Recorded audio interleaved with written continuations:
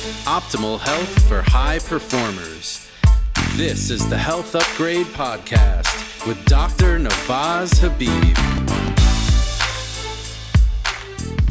Hello, everybody. Welcome back to the Health Upgrade Podcast. This is Dr. Habib. I am here with JP, my co-host. Great to be here. And we are honored to be with our special guest for today, Dr. Sarah Ballantyne. This episode of the Health Upgrade Podcast is brought to you by Nutrivore. Have you been looking for a simple way to feel calmer, think clearer, and sleep better? Imagine achieving this with just 2 minutes a day.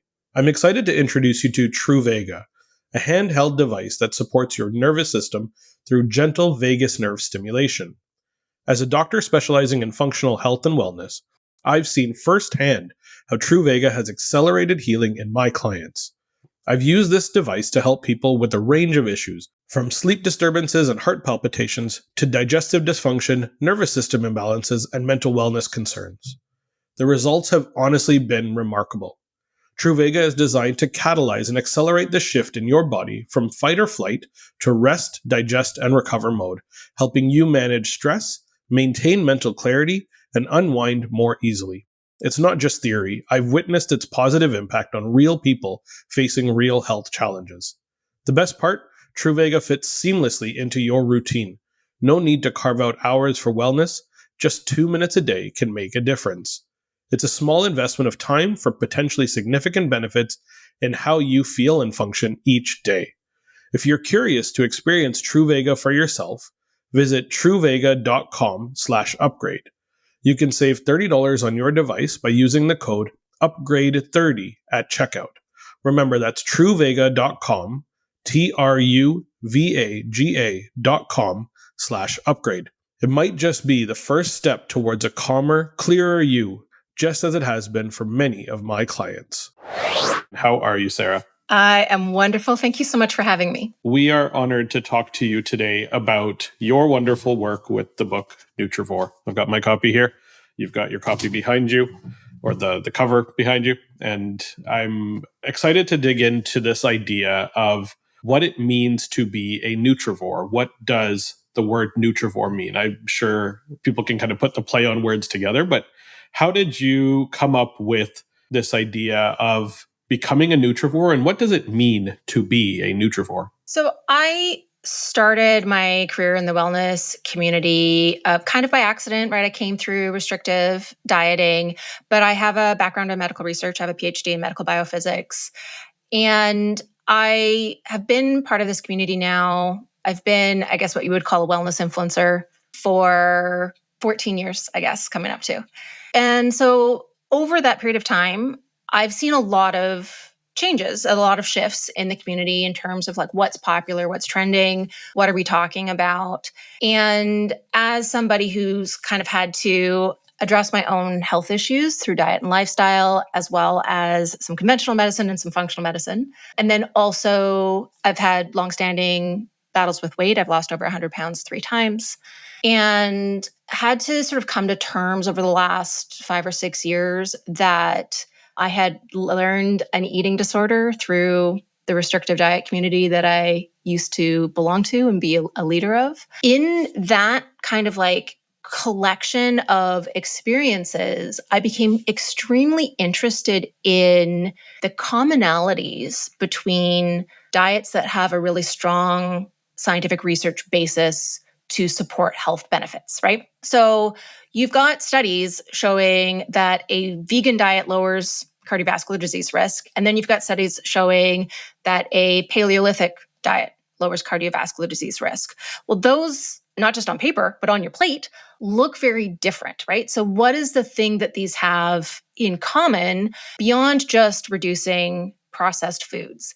And the thing that I kept coming back to, that these different diets, right? Mediterranean diet, DASH diet, like what do they all have in common? They are predominantly whole foods, and they are vastly more nutrient replete than the average American diet. So these diets typically have far fewer nutrient shortfalls. So that would be somebody who's getting enough of the nutrient that it prevents a disease of malnutrition, but still isn't hitting the daily value, right? So still isn't meeting what their body actually needs to function optimally. So that like weird amorphous range of insufficiency, We worry about that because those shortfalls put wear and tear on the biological systems that need those nutrients to function. And over time, that increases our risk for diseases affecting those biological systems. So it's every nutrient is linked with multiple chronic conditions. Every chronic condition is linked with multiple nutrients. So it is a very complex system. It interacts with lifestyle and genetics and age and sex and social determinants of health and all of those other things, but is a clear point of intervention. And in the search for messaging, right, for the average person, right, what is the priorities? We've got a lot of things on our plate these days. What is like a simple message of how to focus your day-to-day attention on diet choices that are going to support your health today, help you reach your health goals now, but also, I think more importantly, support your long-term health in the future. So we're not just increasing lifespan, but we're increasing health span, right? So what is that? What is that commonality? That commonality is nutrients. That commonality is choosing more nutrient-dense foods.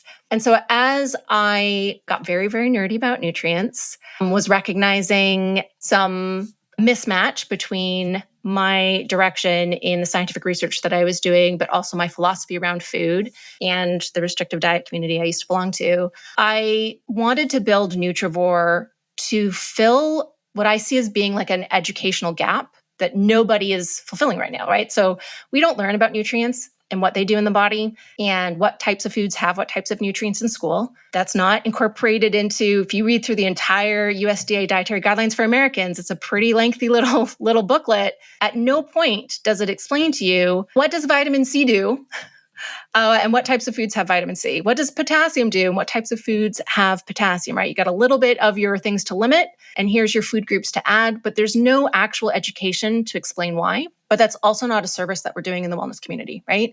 And we've got more attention than the USDA has, right? As a whole, about 8% of Americans are trying to follow USDA dietary guidelines for Americans. Meanwhile, about 3/4 of Americans are on a diet, right? So as a whole, sort of the diet and weight loss community as a whole has the opportunity to provide that education, but we're kind of still trapped in that restrictive mindset, right? As a whole, we're still thinking about, what do you cut out? Well, you cut out the processed foods, but that's not what makes these diets health promoting. It's what they supply us, right? It's the nutrients that supply us.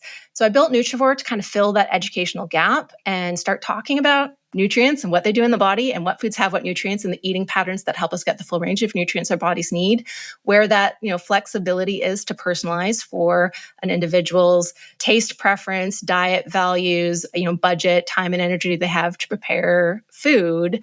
And then also build that within a sort of anti-diet philosophy, because I think one of the traps that we get into with diet culture a lot is that sort of like perfect or bust mentality, right? It's like, I have to do everything perfectly, or like it's pointless, right? For the average person, that basically translates to, okay, I can't do this really hard thing, so why even try? And I think it's actually pushing a lot of people away from making healthy diet changes to kind of have this big steep mountain that you have to climb. Otherwise it doesn't count, right? Oh, you had cake for your birthday? Naughty you, you're doing it wrong, right? And I think that that's also a mismatch between the culture in the wellness community and what the science says, right? The science says every serving of vegetables you add to your daily routine is going to reduce your risk of cardiovascular disease, cancer, Alzheimer's disease, osteoporosis, kidney disease, right, et cetera, et cetera. And so I also want to make those small baby steps that add up over time when practiced consistently. I want to make that accessible, right? I want to make healthy eating feel like something that anybody can do, because I believe anybody can, right? I believe that we can make small changes to improve the quality of our diets on any budget with any level of access to food. It just kind of requires, again, knowing where those nutrients are coming from. So I would say Nutrivore is about nutrients, right? Carnivore eats meat, herbivore eats plants, Nutrivore eats nutrients. But it's also about disengaging with the, I think, faulty messaging in diet culture that teaches us that a healthy diet is about what we cut out and not about what we add. So let me ask you a question, because I've actually had a parallel existence to yours, but I've lost large amounts of weight multiple times in my life. And what I found is the reason why I was gaining the weight was really a function of the fact that when I was really young, and when I say really young, I mean like in my teenage years and even in through my early 20s, I was a power lifter. I was looking to gain weight. I wanted that anabolic activity on all the time. And I ate in order to maintain that or to grow it. And when I stopped doing that level of working out, I just gained weight and gained weight and gained weight until I said, oh, no, I got to lose this. And then I would go out and I would lose 60 pounds. I would lose 80 pounds in, a matter of just, a few months, just going out running and dieting. And then the next time I got really busy and couldn't do that, I would go right back to that. And so it's really been, for me, it's different from just restrictive dieting, I think. But can you tell us about your story? I mean, that's pretty remarkable to say I've lost 100 pounds multiple times in my life. Yeah. That's pretty cool. But how did it happen? Cool. Cool is one word for it. Completely sucky is another word for it. So I did it once in my 20s, once in my 30s, and once in my 40s. And I think that my experiences may be a little bit more of typical of the average person's experience, in the sense that I really struggled. I had undiagnosed hypothyroidism for probably 25 years. My symptoms started with puberty, and I was diagnosed when I was 37, so a little over 10 years ago. But I also grew up in 80s and 90s diet culture, right? My mom went to Weight Watchers.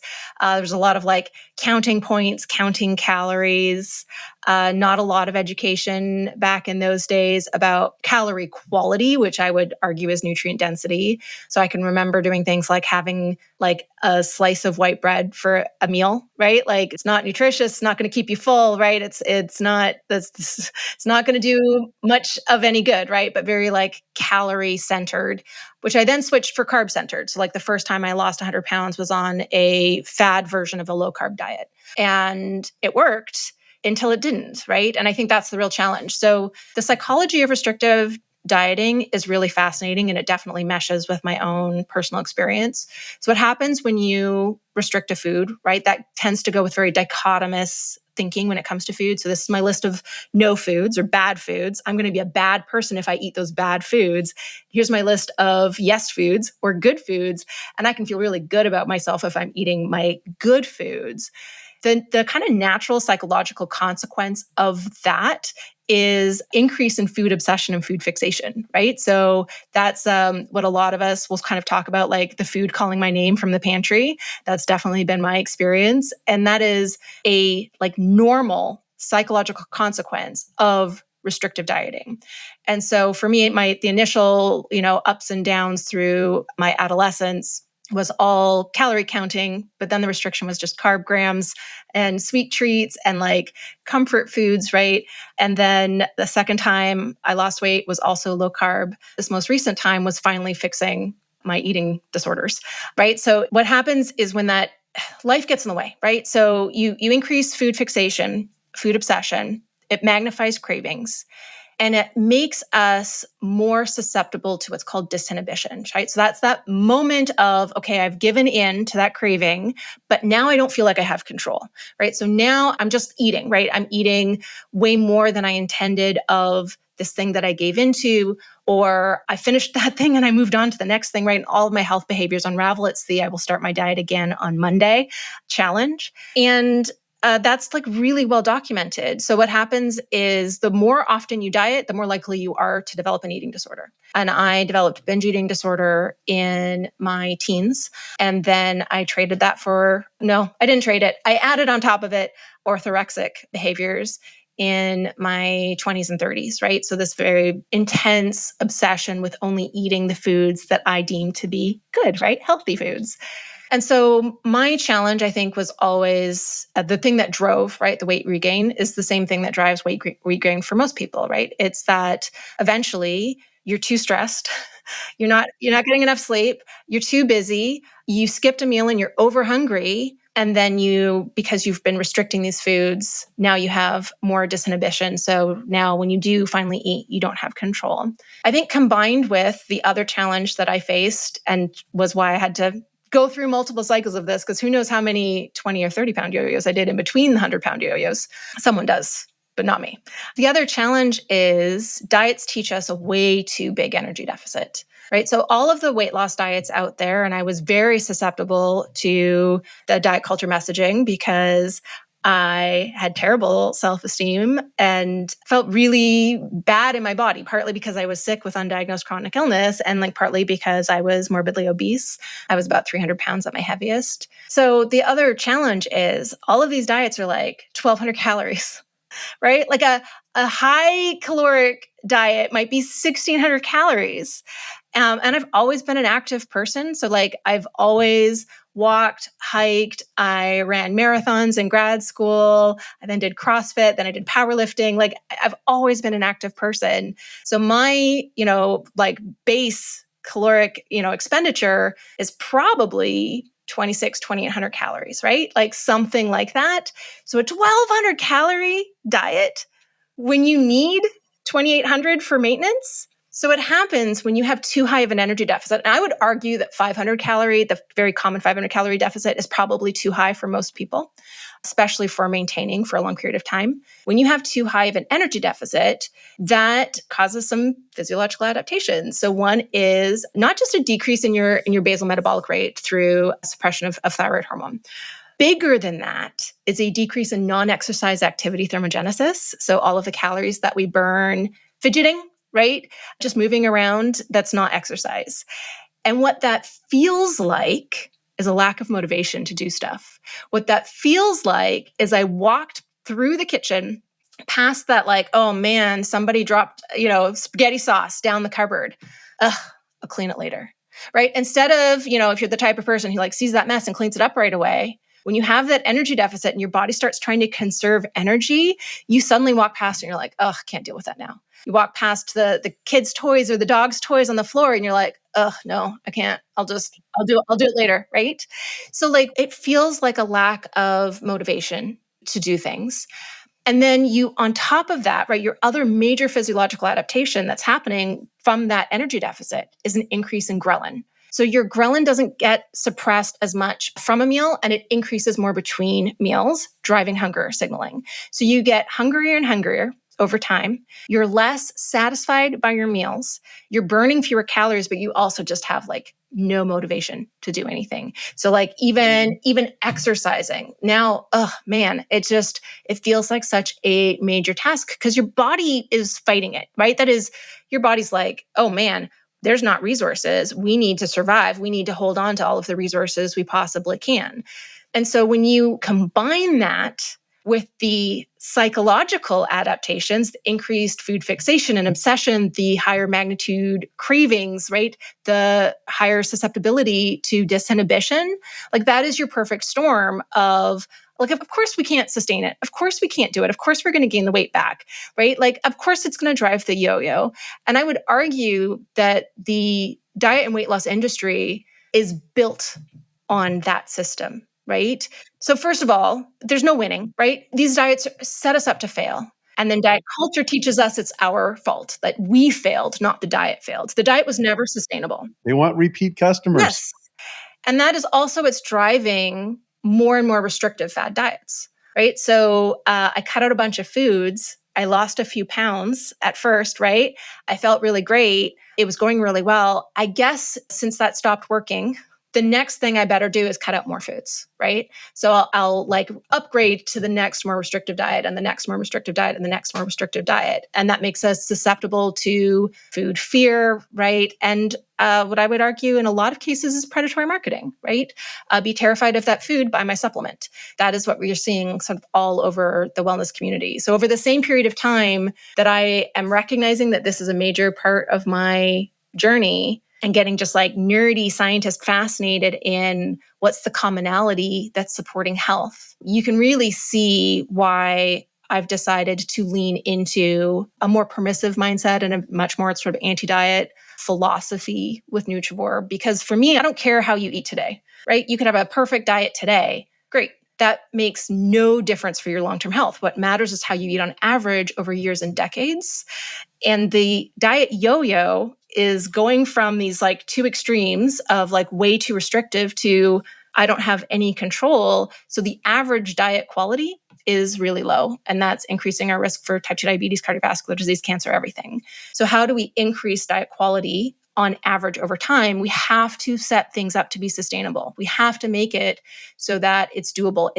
You're not hungry, right? You're enjoying the foods you're eating. You're making room for treats, what I call quality of life foods. You're getting joy from the foods you're eating, and you're incorporating joyful movement, right? You're making time for sleep so that you're not using food as a crutch throughout your day, right? So we're kind of like approaching it in this very comprehensive way to address sort of like some of the behavior like traps that we can get into, but also in a way that makes room for all foods. I've had so many light bulbs pop through this last little stretch of what you were talking about, because I hear it from my patients, I hear it from my family, I hear it from my parents, I hear all of these things. My energy is down, I don't want to exercise. This is such a common pathway, and it really, to me, stresses out or stresses the importance of stress. And I'm kind of tongue-tying right here. But stress is key here. And stress is something that I kind of dig into in my book, but there's different types of stress, and there are good stressors. Things like exercise and movement are positive stressors, but not when your body is in an energy deficit and can't handle the exercise to begin with, right? And biochemical stress comes down to either too much of a bad thing or too much or too little of a good thing or a necessary thing. And this really goes down to the importance of, do you have enough literal just calories to do the work that you need to do, or is your body in an energy preservation state? And that, it's so challenging for people to understand that. And I still hear it, sadly. This 1,200 calorie number is, and it's scary to think that this is still something that's considered quote unquote science, when in reality, we're seeing so many people pushing into a hypothyroid state because they're in an energy deficit for such a long period of time. Their bodies are trying to conserve energy for survival, and forget thriving. Let's just make sure that you're alive. So this is really resonating a lot for me. Yeah, I was actually expecting, you were right on the cusp of what I thought you were going to say, which is that when you are in that calorie deficit, when you are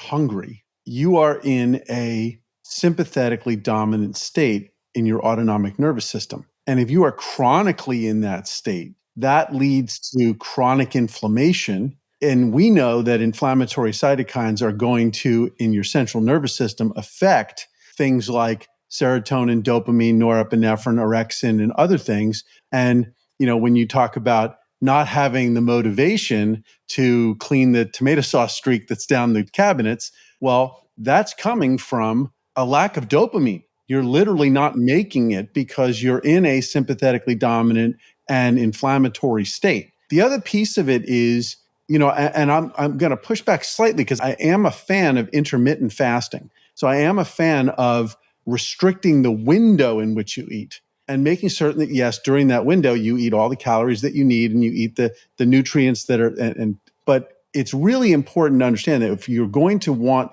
to lose weight, you need to do that by expending energy and doing that in a state where you don't have high insulin levels.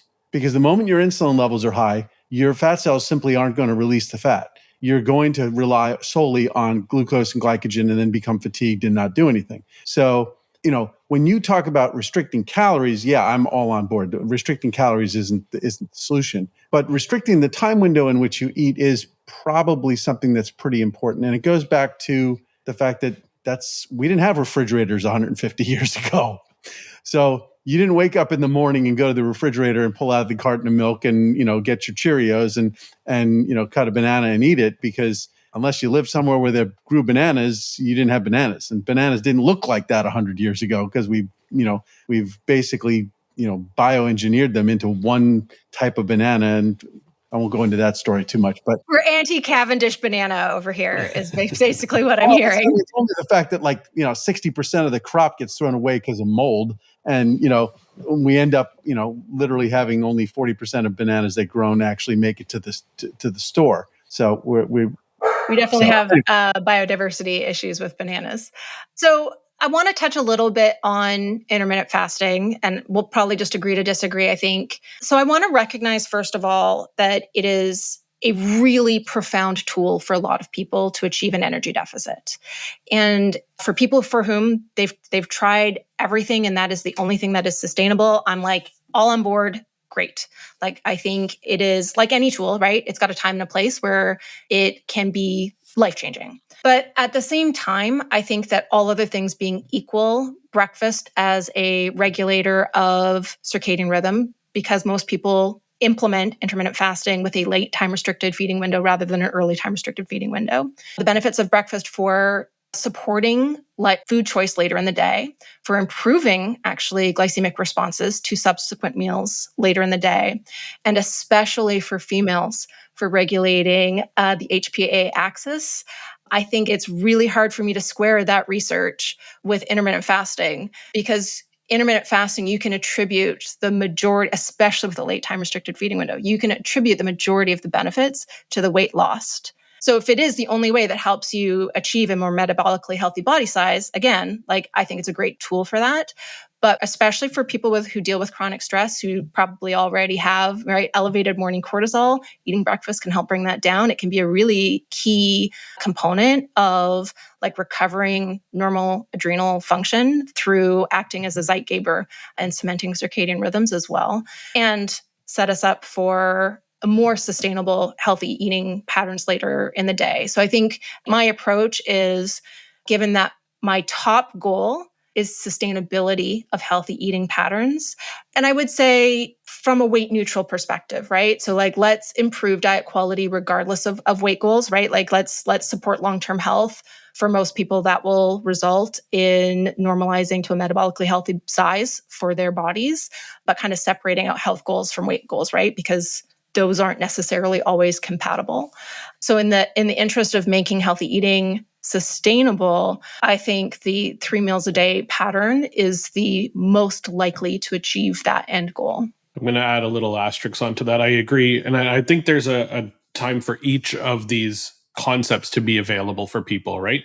There's a time and a place where intermittent fasting can work. And there's people that utilize that tool super effectively, and they don't have the psychological challenge of that restriction causing them to go into a sympathetic state as readily, where I see it with a lot of my patients as well, that the idea of restricting any meal during the day of the 3 is very challenging. But the asterisk I'm going to put is ensuring that if you are having that breakfast, that it is a nutrient dense breakfast. Yes. Right? Which is where agree completely. Yes. The choices come into play. It can't be French toast and cereal and all of these generally regarded as lower nutrient density foods, high calorie, low nutrient density. And I think that's where you get into the weeds of figuring out what nutrient density means with regards to the Nutrivore score in your book. So why don't we dig into some of this in terms of trying to identify and trying to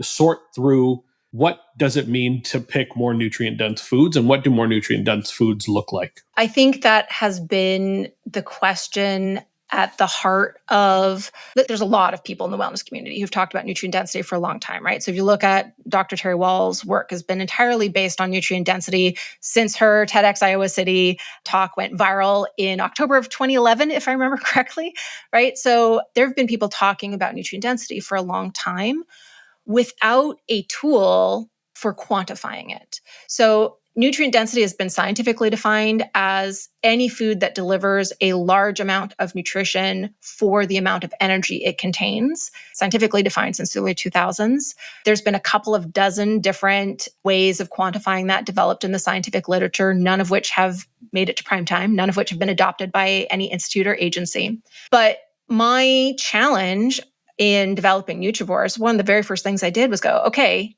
we should have an objective way of saying this food is nutrient dense and this food is not, right? What we do in the absence of a quantification is we look at a nutrition label and we're like, wow, look at that. That looks great. That must be nutrient dense. Or, that's a lot of low numbers. That must not be nutrient dense, right? But our brain is not very good at mentally dividing by calories, right? We're looking at the nutrients per serving, and we're kind of ignoring the calorie number there and just looking at all of the high percentages or low percentages. But the reason why it's so important to understand nutrient density is because it tells us about the quality of those calories, right? So it's not just how many calories, but how much essential nutrients am I going to have per calorie. So the analogy that I really like is a car, right? So if we're putting calories into our car, we're putting gas into the car, and we can drive around, we're putting in lots of calories. Nutrients are everything else the car engine needs to function, right? So it's oil, it's brake fluid, right? It's coolant, I don't actually know that much about car engines, so this analogy would work a lot better if I did, right? But it's all of those other things. So what happens if you put gas in the car and there's no oil? Right? So the engine overheats, you get like wear and tear on all the different gears and moving parts, right? You might get rust buildup, and then the car breaks down. So our human bodies are the same. If we're putting in calories, but those calories are empty calories, right? They're not giving us a lot of nutrients for that energy. We're not giving our bodies all of the other things that our bodies need to do the things our bodies do. So all of those other things are vitamins, minerals, essential amino acids, heart healthy fatty acids, right? Antioxidant phytonutrients, fiber, right? Those are the other things that the engine of the body needs in order to be healthy. So by quantifying nutrient density, we are basically saying how opposite of an empty calorie is this food, right? That's what the number tells us. It doesn't tell us how much nutrients we're getting per serving. It doesn't tell us what nutrients we're getting. And it doesn't tell us how that food fits in like a puzzle piece in with all of my other food choice to fill nutritional gaps. So we never want to only look at nutrient density, but it is a really important way of sort of thinking about foods and a bit of a mindset shift, right? So it's like really hard for people to wrap their heads around the fact that iceberg lettuce is a nutrient dense food, because you look at what's in there and you're like, meh, nah. Not really, but per calorie, it's great. And actually per serving, you're still getting good amounts of vitamin K, folate, and biotin, right? So like even per serving, you are actually getting a meaningful amount of nutrition from iceberg lettuce. So when I started building Nutrivore, I was like, I need the math. I need to be able to do this. I need a way to say, this is like, we're no longer just going by gut feeling. We're going by like an actual objective measurement. My initial intention was to actually pick one of these couple dozen scores that have been developed by scientists. I spent 3 months reading every paper on the field I could get my hands on. And I came out of it feeling very disillusioned, because right now there is an effort in this field of study to figure out what nutrients to include in a calculation so that the end number aligns with the Healthy Eating Index, which is a measurement of how well someone's diet aligns with dietary guidelines for Americans. And I think that's opposite. I think we should be trying to understand food and seeing what that tells us about possible needed changes to the dietary guidelines, right? So I want to understand the food. I don't want to try to like retrofit my nutrient density score to someone else's ideas of what a healthy diet looks like. So I kind of went through that science and went, none of these are as comprehensive as I want them to be. They're all very algorithmically similar. So they all kind of, add up percent daily values and divide by energy density. Some cap at 100%, some don't. Capping seems silly to me because you don't necessarily always eat one serving of a food. So if a food is an amazing source of something and you only need a teaspoon of that food to get all you need of that thing, right? You only need a teaspoon of liver to hit your daily value of vitamin A. I want to see that reflected in a nutrient density score. I don't want to cap, because that's not how we eat, right? We don't just eat exactly one serving of every single food that we put on our plates. So I ended up developing my own nutrient density calculation out of necessity. It's based on the Nutrient-Rich Food Index, which was algorithmically what I thought made the most sense. But instead of using 9 or 15 nutrients in the calculation, I use every nutrient I have enough data that it makes sense to include in the calculation. So 33 nutrients go into the math. And that gives us a much more robust measurement of how opposite of an empty calorie that food is, right? What am I getting that is not calories for each calorie? And it's been chock full of surprises, like iceberg lettuce actually being nutrient dense. I would not have guessed that for sure. Some foods were a lot lower than I expected. A lot of foods were a lot higher than I expected. But that's been kind of the great thing about figuring out the algorithm and then just, setting up the spreadsheet to go and just calculate all the numbers and then looking at seeing what it tells us. And then learning how we can put together foods in a way that supplies our body with all the nutrients that it needs from looking at, what this number tells us, instead of trying to force it to say, right? Force it to say animal foods are better or force it to say plant foods are better. What it actually comes up with is a lot of animal foods that are in that like top echelon of nutrient density. A lot of plant foods are in that top echelon of nutrient density. And it really reinforces actually the benefits of a very diverse and omnivorous approach. So I have a question, two questions. One, I think you basically just answered it by saying a lot of animal protein and some plant proteins are very, very nutrient dense. I mean, we had Dr. Anthony Chafee on. He obviously is advocating the carnivore diet. I've sort of adopted mostly carnivore diet myself, and I've found that it seems to have a very, very high level of nutrient density. So that's consistent with what you just said. But I want to go back and ask you, there is a very important aspect of cellular health, which is to shift in and out of the anabolic and catabolic state so that you can have your cells go through autophagy and so one of the reasons why, sort of not to rehash what we were talking about before, but the idea of some form of fasting, some form of putting yourself into a deficit as a healthy stress so that your cells can go through the process of the spring cleaning, as I like to call it, where you're taking out the garbage and you're packaging up in bags and recycling it. Where does that fit in the Nutrivore ethos, if you will?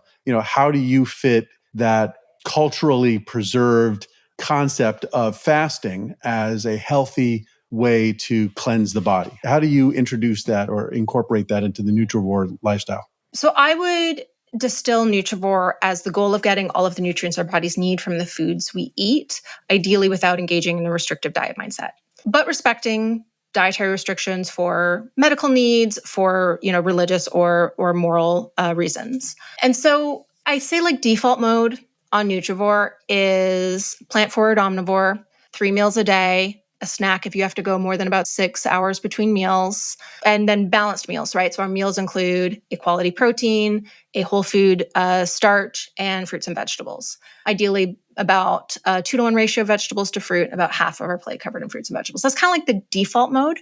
However, I would say I've worked very hard to make Nutrivore non-prescriptive. And it is a knowledge base that can be applied to any dietary philosophy, right? If the top line is get all of the nutrients our bodies need from the foods we eat, I could say that's the most efficient way, right? That's why that's default mode. It's not the only way to get there, right? So I try to create space for people like me who need to heal from diet culture to have a framework to follow while giving people who have a diet that they love that works really well for them the knowledge base they need to make some small tweaks in their food choice to fill nutritional gaps. So it's as much a diet modifier as it is anything else, right? So that's why I often refer to Nutrivore as a dietary philosophy, right? So it is a knowledge base that you can apply to any way of eating. So if, again, right, if you're a person who intermittent fasting works really well for, Nutrivore tells you where to focus those food choices during your feeding window so that you're meeting your nutritional needs and not just your energy needs. So from that perspective, I would say, it is a knowledge base that we can all use.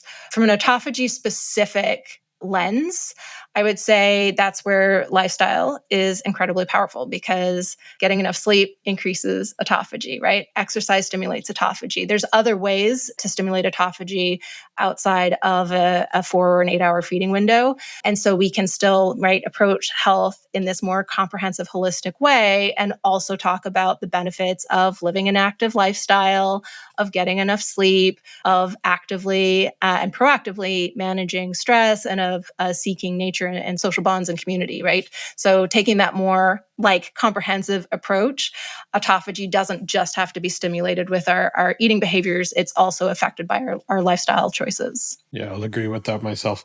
I really like the idea of being able to overlay the Nutrivore score on top of other styles of diets or eating that individuals are choosing to do. So it makes a big difference between a clean keto diet and a dirty keto diet, right? And being able to note that you're getting the right nutrients in and that you can do a keto diet with a lot of great vegetables in there that ensure that you're getting important nutrients.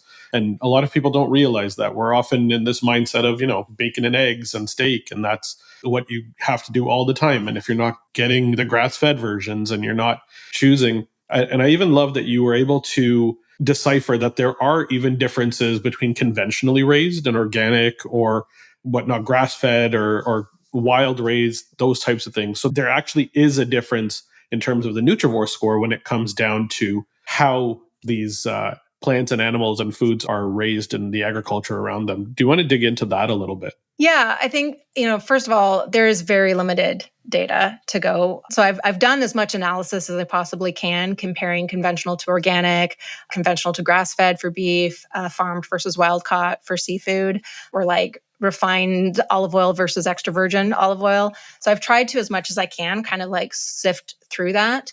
But I think it's important because not everyone has access to those, higher quality foods. Not everyone can afford those higher quality foods. And I feel like being able to decipher what is the difference you're actually getting is really helpful for someone's decision making, right? So where am I going to spend my extra dollars? And what's actually surprising is the difference in food quality in terms of nutrient density overall is quite small. Like the much bigger effect is what foods you're eating, not the quality of any individual food, which I think especially right now with rising grocery prices is great news because it gives us permission to go and, buy conventional if that's what we have access to, right? Go, if the only seafood I can fit into my diet is canned, it sort of shows us actually the nutrient retention in canning. I would have never expected it to be as high as it is without actually being able to crunch the numbers. That is one of many really big surprises from doing nutrient density calculations with the Nutrivore score. So, there certainly is a difference. There is more nutrition in grass-fed beef compared to conventional. There is, most of the time, it does vary by species, but most of the time there's more nutrient density in wild-caught seafood versus farmed. With produce, there's not a difference in nutrition between organic and conventional. That shouldn't surprise us, right? The things that are influencing the nutrient content in crop-based foods are things like what nutrition is in the soil, right? How much it rains, the climate, the weather. It's not whether or not pesticides were sprayed on that crop, right? That's not impacting that food's ability to absorb nutrients from the soil, right? So that should be not a surprise. It might be delivering something additionally that's a little dangerous to you, but yes. The science right now shows not in the levels that we're getting exposed to, but obviously, that's why biomonitoring programs are extremely important to continue to make sure that remains the case. And regenerative farming is obviously much better for the planet, right? So there's a lot of different moving parts to that conversation. But I think what's really empowering to know is if we can focus on the eating patterns, right? The types of foods that are on our plates, that's a more important thing to be putting our effort into than worrying about, am I getting the best quality of this thing, right? Am I shopping at my local farmer's market? That's just not accessible to a very, very large percentage of the population, and a percentage of the population who the predominant message they've heard from diet culture is do all of these big, hard things that take a lot of time, a lot of energy, and a lot of money, or it doesn't count. And they go, I can't do it. So why bother, right? So that is the main part of this population that also their health is suffering the most from social determinants of health, right? From lack of access to clean air, to clean water, to, whole fresh foods. And so I think that is actually the most empowering piece of this analysis. Isn't that wild-caught salmon has more nutrients per calorie than farmed salmon? Nobody's surprised. It's that farmed salmon is so insanely nutrient dense. It's such a nutritionally important food, even if it's canned, right? So even if it's bought at the gas station, that is still a far better choice to figure out how to integrate into our diets to support our long-term health than maybe if I just decided, I can't do this at all. And instead I'm just buying, something in a box, right? Like some refined carbohydrate that tastes good. So that to me is actually the much more interesting part of that calculation isn't the enhancement of nutrients in different types of farming practices or food sources. It's actually how small of a difference at the end of the day it actually is. Yeah, the numbers are not significant between them. And I think it's just important to note that there is a difference, but they're not massive. And I very much appreciate the idea here that we're not just trying to get people to go 0 to 1, that we're not on a flipping the switch from 0 to 1 or in a binary scale. we're very much on a dimmer. And if you can do a little bit better every day, or you can start to do slightly better, and instead of filling your grocery shopping cart with, bottles of soda and frozen pizzas and chips, you're going to start making some choices that are slightly cleaner, slightly more whole foods.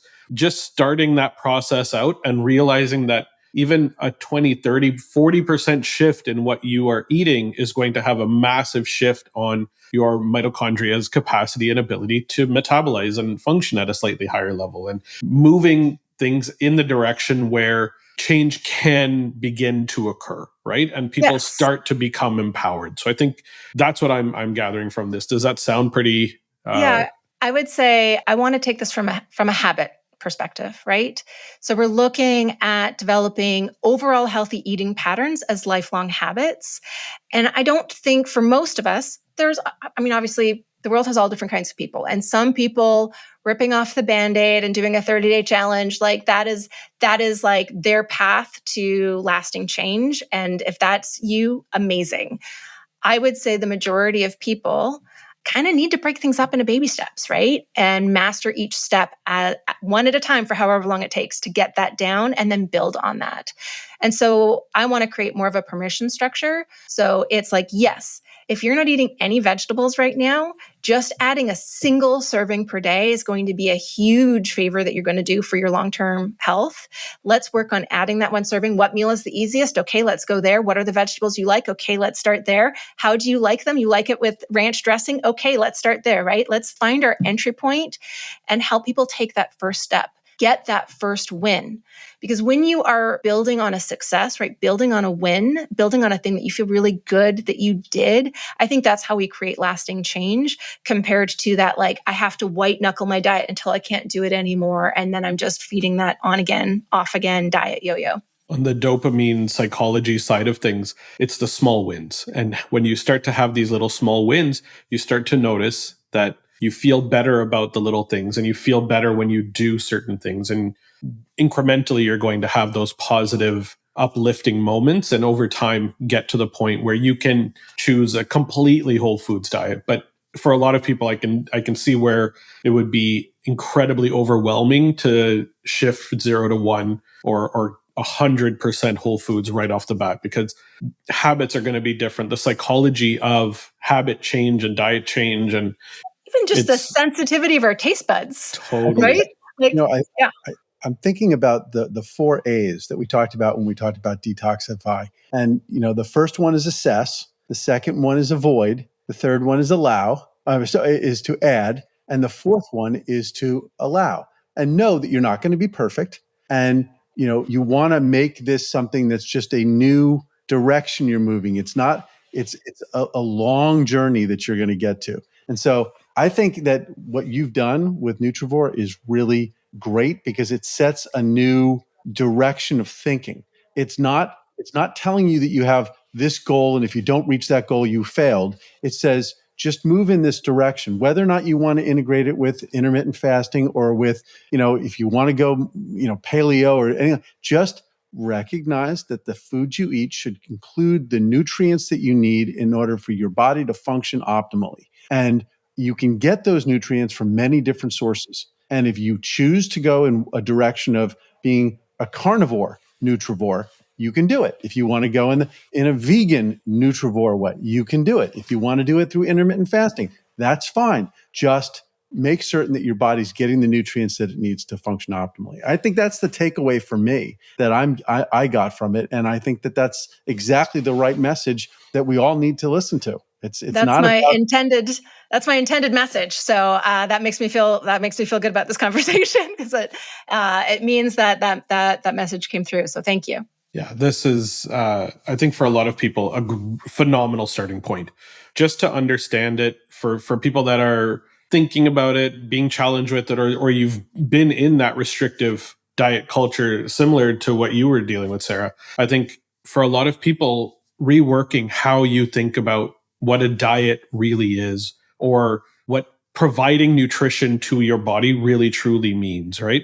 It's a phenomenal way to create that shift. We see so many people that are battling themselves, and that internal judgment plays such a challenging and negative, stressful role in the body and keeps us in a sympathetic state, keeps us in an inflammatory state. And that, in combination with adding the generally poor choices that most people are making when they're off these diets, they're being pushed into this direction of, I can't do it, I'm not capable, and chronic disease is going to happen because we have psychological stress, we've got biochemical stress, we've got physical stress because we're probably not moving nearly as much. There's so many cumulative or compounding pieces to this that are pushing us downwards. And I want to make sure that we take this time to just note for everybody, we want to be as holistic as possible. And for a lot of people, this is a great way to get that process started. Phenomenal there. So Sarah, this was an absolutely wonderful conversation. Unfortunately, JP did have to head out, but I just want to say thank you so much for joining us, for sharing your story, which I think is, for a lot of people, going to provide so much insight, and for people to understand that your story resonates because nobody's perfect. You've gone through many challenges. I myself had weight loss as a part of my journey to become healthier. And I very much agree with you on this concept that weight and health are two separate types of things. Weight is part of being healthy, but it's not the whole picture. And so I really love that that's kind of the overarching message that you're trying to provide here. And I'm very, very honored to have you join us and to share your insights into how do we start to choose what to incorporate, not be restrictive, and allow for the psychology of healthy eating to be enabled. So where can people learn more about you, about the book here, Nutrivore, and follow you as your wonderful influencer online and provide tons of awesome info, by the way? Oh, first of all, thank you again for having me. I've really enjoyed this conversation today. Your audience can find me at Nutrivore.com. That's my home base. It is a website that has, 7 or 8 layers deep to it. So you can definitely get lost down the rabbit hole of the website. That's where you'll find more academic articles about what nutrients do in the body and how they interact with health, as well as learn about different food families and the types of nutrients, right? Start getting that, like, what are the eating patterns? What are the types of foods that are most important that align with all of your other factors that influence food choice to add to your plate. And then you can find me across social media as at Dr. Sarah Ballantyne. I love it. This was phenomenal. And if you got to this point in the podcast and you learned something really wonderful, I think this is more than just one person. At the end of every episode, we ask you to share this with one person who you think could utilize this information. And I know that each one of us who's listening today has 3 to 5 people that we could send this episode to just provide a set of new information and really just start to level up. Let's start to go slightly up and push that dimmer switch up. So let's try to share this episode with 3 to 5 people that you think could utilize this information and help them to upgrade their health. Thank you so much for joining us again, Sarah, and to everyone else. We'll catch you all on the next one.